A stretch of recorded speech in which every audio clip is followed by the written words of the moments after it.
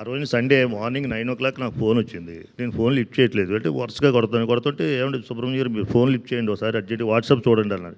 Sir WhatsApp చూసేటప్పటికి మన cinema first half అంతా అలాగ వచ్చేస్తుంది. ఏంటండి ఇది ఏం జరిగిందంటే తెలీదు మీరు అర్జెంట్‌గా మాట్లాడుకోండి అంటే నా కొడుకు హైదరాబాద్‌లో ఉన్నాడు.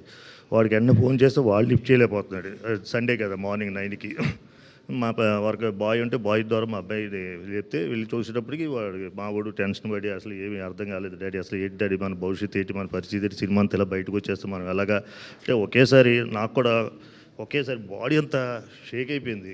భూమి మీద కాళ్ళు అలా కదిలిపోయినాయి. ఇప్పుడు వెంటనే మనకి ఏం గుర్తుకొస్తుంది మా వయసు వాళ్ళకి పిల్లలు కనబడతారు. పిల్లల భవిష్యత్తు ఏంటి సినిమా అంతా ఇలా బయటకు వచ్చేది ఏంటి నా కూతురి పెళ్లి చేయాలి నా కొడుకుని సెటిల్ చేయాలి అన్నది ఎంత కళ్ళ ముందు అలాగా ఒక 10 నిమిషాలు నాకేం కనబడక లైట్గా పెయిన్ వస్తాయి దెబ్బరం చేసుకొని అంటే మా అబ్బాయి దగ్గరికి మా అబ్బాయి ఫోన్ లిఫ్ట్ చేసి ఏ డాడీ అంటే అన్ని పంపించాను. పంపితే వాడు తర్వాత దాన్ని ఎలా జరిగిందంటే మా యూనిట్లోంచే తెలియకంటే వెళ్ళిపోయింది.